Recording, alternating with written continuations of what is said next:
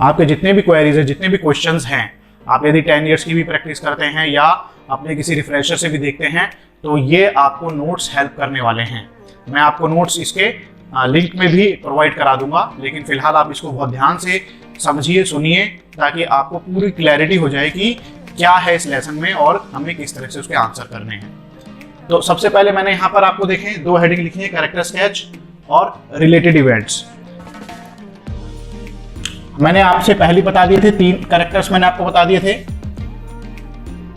तो उन्हीं को हम डिस्कस करेंगे। तो सबसे पहला जो कैरेक्टर मैंने बताया था आपको, फ्रेंड्स, वही स्टूडेंट जो कि क्लास के लिए निकलता है, लेट पहुंचता है क्लास में। तो फ्रेंड्स की अगर हम कैरेक्टर स्केच की बात करें तो फ्रेंड्स एक सेंसिटिव बॉय है। क्यों? क्योंकि उसे बहुत दुख होता है, एम हेमल के लिए उसे दुख होता है, अपनी लैंग्वेज के लिए उसे दुख होता है।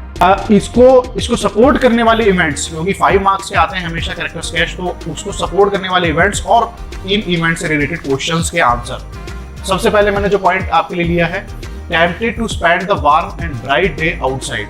वो आकर्षित है कि वो स्कूल न जाए, वो आज के दिन को आनंद मनाए बाहर जाकर। क्या करना चाहता था? एंजॉय चर्पिंग ऑफ बर्ड्स, जो पक्षियों की चहचहाट है उसे एंजॉय करना चाहता था।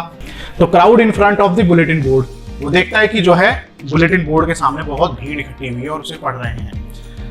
जितनी भी बुरी खबरें होती थी, क्योंकि फ्रांस उस समय हार रहा था, तो जितनी भी बुरी खबरें होती थी वो उस बुलेटिन बोर्ड पर डिस्प्ले की जाती थी, जैसे कि लॉस्ट बैटल, जंग हार गए, द ड्राफ्ट मतलब आदेश, जिसमें कि बहुत सारे जो नियम कानून है, नए नए नियम कानून है वो, और order of the commanding officer, जो कमांडिंग ऑफिसर्स होते थे उस इलाके को कमांड करने वाले जो सेना के अधिकारी होते थे, उनके टाइम पर नए नए ऑर्डर्स।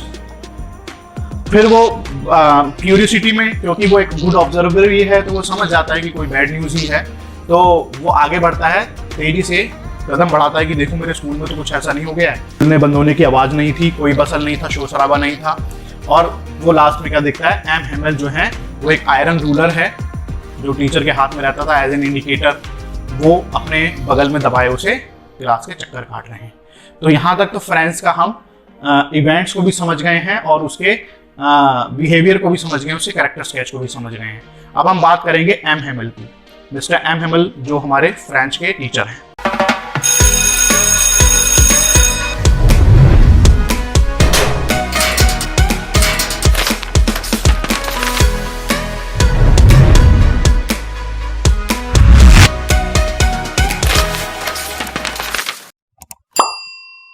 स्टूडेंट्स देखिए, अब हम कैरेक्टर स्केच हमने लिया है मिस्टर एम हेमल का, जो फ्रेंच टीचर हैं।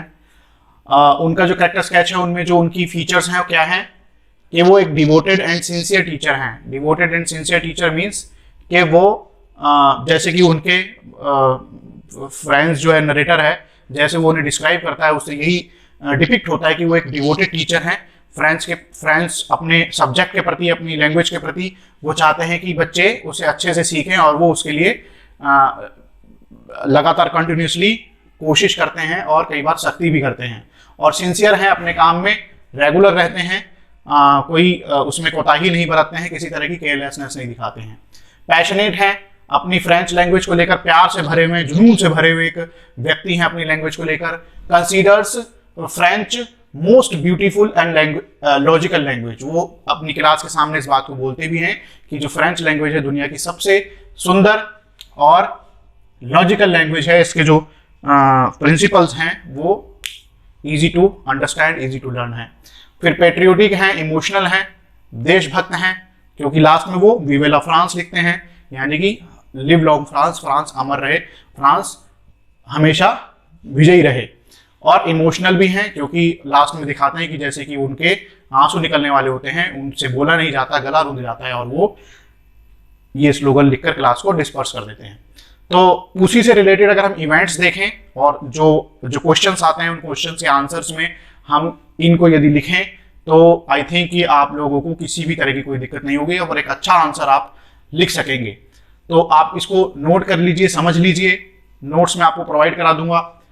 वियर्स ग्रीन कोट, जो लास्ट लेसन डिलीवर करने वाले दिन वो ग्रीन कोट पहनते हैं, फ्रिल्ड शर्ट पहनते हैं, झालरदार कमीज पहनते हैं, एम्ब्रॉयडर्ड सिलाई की हुई, कढ़ाई की हुई ब्लैक सिल्क कैप पहनते हैं।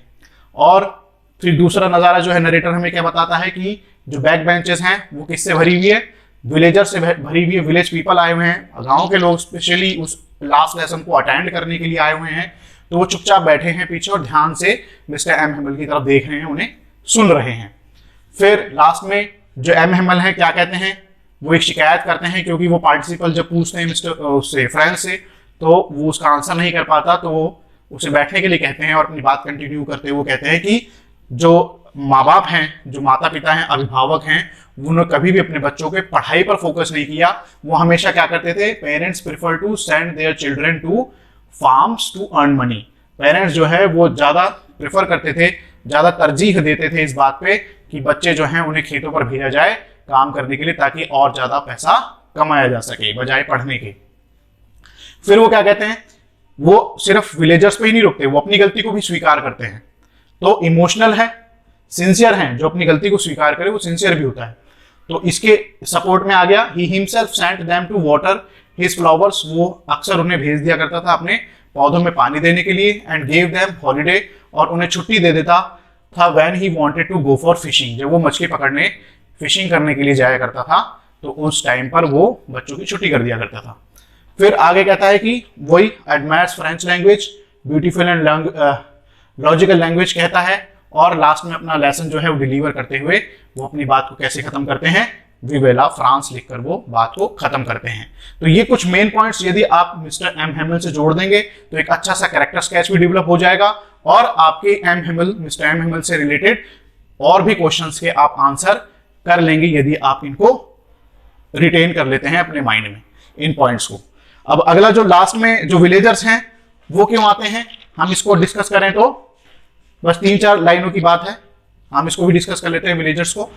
तो देखिए, हम विलेज एल्डर्स की बात करेंगे। जो विलेज एल्डर्स थे, जो गांव के बड़े लोग थे, वो लास्ट लेसन अटेंड करने क्यों आए थे। अगर इस तरह का क्वेश्चन आता है या उनके बारे में कोई क्वेश्चन आता है तो आप इन 3 पॉइंट्स को अगर रिटेन कर लेंगे तो आप उनको भी बहुत अच्छे से आंसर कर सकते हैं। पहला पॉइंट क्या है, अटेंडेड द लास्ट लेसन। वो लास्ट लेसन उन्होंने अटेंड किया to thank mister M Hemal for 40 years of faithful service. 40 साल एम हेमल ने लगातार वहां सर्विस दी ऑलसेक के उस विलेज में। विलेज का नाम नहीं बताया गया लेकिन डिस्ट्रिक्ट नाम ऑलसेक है। उसके विलेज में उन्होंने 40 साल तक अपनी फेथफुल, वफादारी से भरी हुई अपनी सर्विस प्रोवाइड कराई विलेजर्स को। तो उन्हें थैंक कहने के लिए कि आज लास्ट डे है, हम आपको अपनी थैंक उनको कहने के लिए या उनको फील कराने के लिए वो लास्ट लेसन अटेंड करते हैं। फिर second, felt sorry for not attending the school. जब वो भी स्टूडेंट रहे थे तो उन्होंने भी स्कूल को ज्यादा फोकस नहीं किया, स्कूल को ज्यादा उन्होंने वैल्यू नहीं दी और क्लासेस अटेंड नहीं की, जिस कारण वो भी फ्रेंच लैंग्वेज नहीं सीख पाए, जो कि आज हमेशा के लिए वहां से खत्म हो रही है और एक नई लैंग्वेज वहां पे इंट्रोड्यूस की जा रही है। तो इसके लिए वो सॉरी फील करने आए थे कि हम काश हमने इस लैंग्वेज को ढंग से सीखा होता, स्कूल अटेंड किया होता। फिर आगे, to show respect for their language and country. अपनी लैंग्वेज और कंट्री को रेस्पेक्ट पे करने के लिए एक जेस्चर के रूप में वो उस लास्ट लेसन को अटेंड करने के लिए आते हैं। तो ये विलेजर्स के बारे में मेन पॉइंट्स हैं। मैंने बिल्कुल किताब का जो इस फर्स्ट लेसन, ये जो लास्ट लेसन है, इसका जो निचोड़ है आपके सामने एक समराइज वे में रख दिया है। आप इसको यदि ध्यान से वीडियो को देखेंगे, समझेंगे, रिटेन करेंगे, बार बार देखेंगे तो आई डोंट थिंक कि आपको उस लेसन में अब और कुछ नया पढ़ने की या करने की जरूरत है। आप इन्हीं पॉइंट्स के आधार पर अपने आंसर्स को बहुत अच्छे तरीके से डेवलप कर सकते हैं। तो स्टूडेंट्स, यहीं पर मैं अपनी इस लेसन को ख़त्म करता हूं और मैं उम्मीद करता हूं कि आपको अच्छे से समझ में आया होगा। आपको लगता है कि कोई ऐसा क्वेश्चन है जो हम इससे नहीं डेवलप कर पाएंगे या किस तरह से डेवलप कर पाएंगे, तो आप कमेंट सेक्शन में जाकर बेझिझक होकर वो क्वेश्चन मुझसे पूछ सकते हैं और मैं पूरी तरह से आपको एंटरटेन करने के लिए तैयार हूं। मैं आपको उसके जवाब देने के लिए तैयार हूं। तो प्लीज आप इस वीडियो को जरूर देखें, लास्ट तक देखें, बार बार देखें और अपने फ्रेंड्स को भी इस वीडियो को शेयर कीजिए।